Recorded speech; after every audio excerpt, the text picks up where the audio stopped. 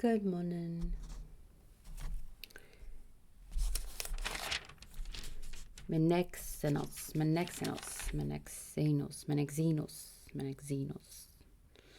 Day 2. Socrates speaks.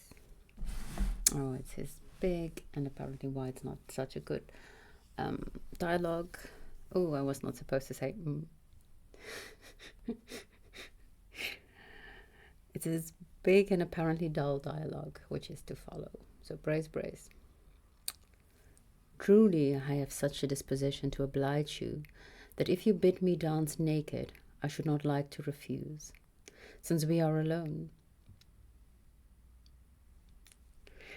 Listen then, if I remember rightly, she began as follows, with the mention of the dead. There is a tribute of deeds and of words.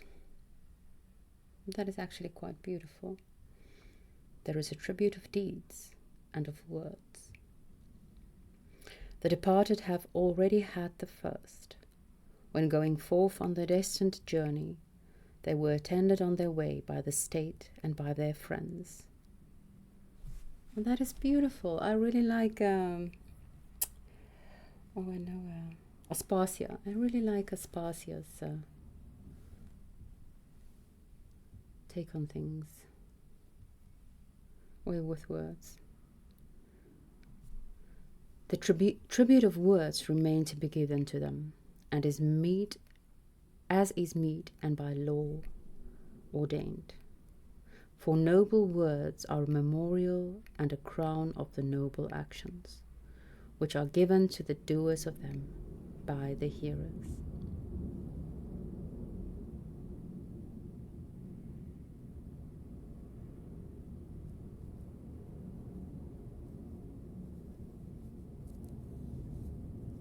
There's a very loud aeroplane in there, and I woke this morning with a dream that something fell from the air, and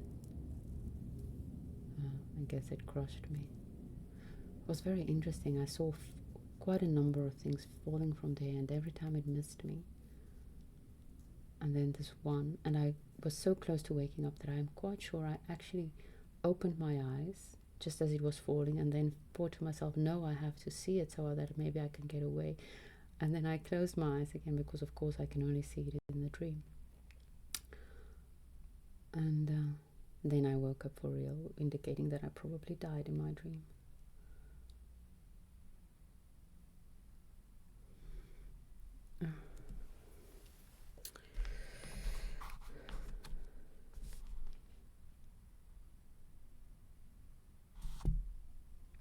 A word is needed which will duly praise the dead and gently admonish the living, exhorting the brethren and descendants of the departed to imitate their virtue, and consoling their fathers and mothers, and the survivors, if any, who may chance to be alive of the previous generation. What sort of a word will this be, and how shall we rightly begin the praise of these brave men? In their life they rejoiced their own friends with their valor, and their death they gave in exchange for the salvation of the living. And I think that we should praise them in the order in which nature made them good, for they were good because they were sprung from good fathers. Wherefore let us first of all praise the goodness of their birth, secondly their nurture and education, and then let us set forth how noble their actions were, and how worthy of the education which they had received.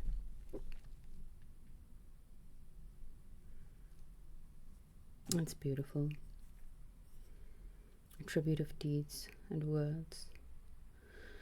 And I know it's meant ironically, but still, noble words are a memorial and a crown of noble actions.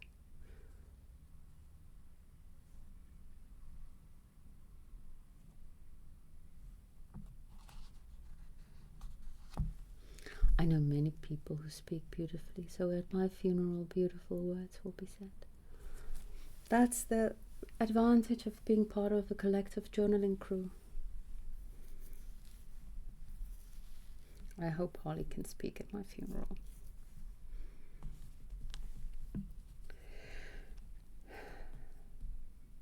Okay, more back to Plato. I think I remember reading in the introduction that this is out of character for Socrates to give these long speeches. I don't think it is, though. I don't think this is the only place where he, now I'm so aware of my where he gives a long speech. Plus, if you look at what he is about to give speeches on, the education and the nurture of the youth,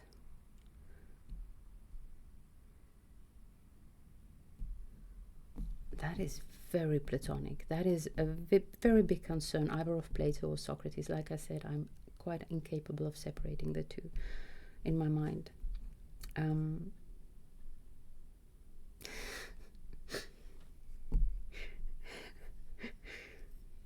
The Republic is it's all about this. Like how should the golden layer of society be educated? And the importance of education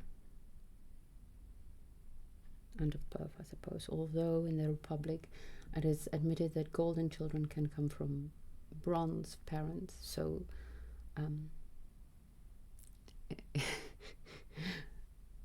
it is not solely based on birth. You can be born in one class and then, through your own merits, move to another. Meritocracy.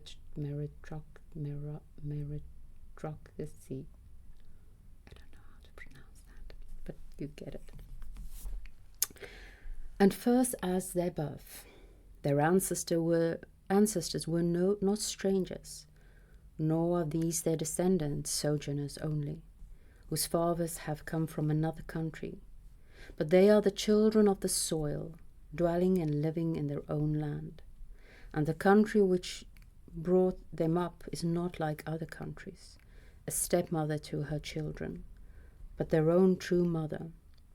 She bore them and nourished them and received them, and in her bosom they now repose. It is meet and right, therefore, that we should begin by praising the land which is their mother, and that will be a way of praising their noble birth. I just did a review of episode 14, I think, from Awakening of the Meaning Crisis with Sarah, and John speaks in that of the Hellenistic age and the domicile that went with the Hellenistic age, and how different it was in Plato's time, in Socrates, Plato, Aristotle's time, until Aristotle had a bottle and Hobbes was fond of his dram. Aristotle's time, Aristotle had a student, Alexander the Great, who, because of his actions, this was no longer true for many, many people. Of course, it's mostly not true for most of us as well. I'm in a foreign land.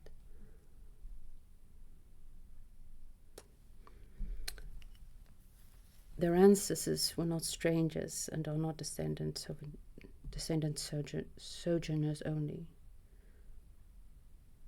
They were children of the soil, dwelling and living in their own land.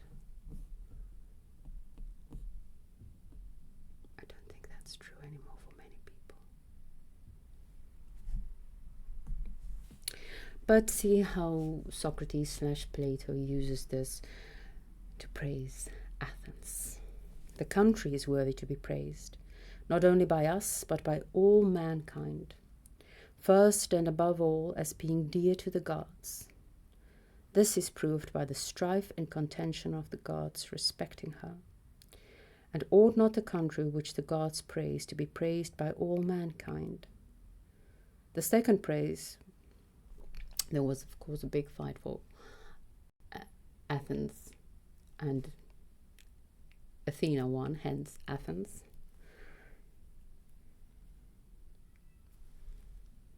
John Vervaeke refused olives. I find that peculiar. The second praise, which may be fairly claimed by her, is that at the time when the whole earth was sending forth and creating diverse animals, tame and wild, she, our mother, was free and pure from savage monsters. And out of all animals selected and brought forth man, who is superior to the rest in understanding, and alone has justice and religion. When anyone asks me what my favorite animal is, I always say Homo sapiens. And apparently that says something about the type of man I want. Why is Homo sapiens my favorite animal? Because he can speak. He can speak so beautifully.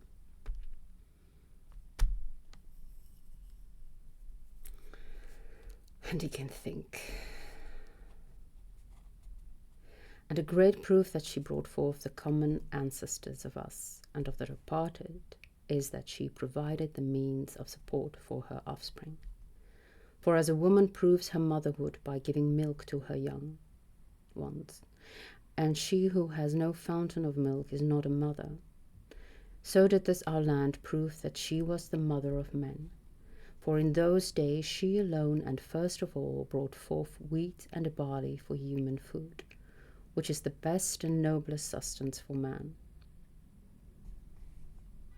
But some people today that would disagree with that. Whom she regarded as a true offspring, and those are truer proofs of motherhood in the country than in a woman. For the woman in her conception and generation is but the imitation of the earth, and not the earth of the woman. And of the fruit of the earth she gave a plenteous supply, not only to her own, but to others also. And afterward she made the olive to spring up, to be a boon to her children, and to help them in their toils. And when she had herself nursed them and brought them up to manhood, she gave them gods to be their rulers and teachers, whose names are well known, and need not now be repeated. They are the gods who ordered our lives and instructed us, first of all, in the arts for the supply of our daily needs, and taught us the acquisition and use of arms for the defense of the country.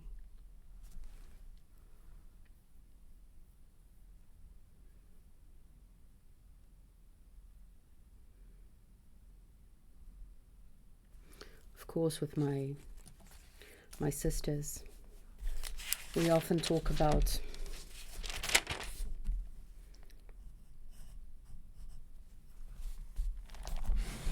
the disrespect of woman and how it's linked to the disrespect and manipulation of the earth. That John Francis Bacon, not the artist, the one who said knowledge is power, meaning power to manipulate and control the earth. Let's not do that. Let's respect woman. Again. The mother.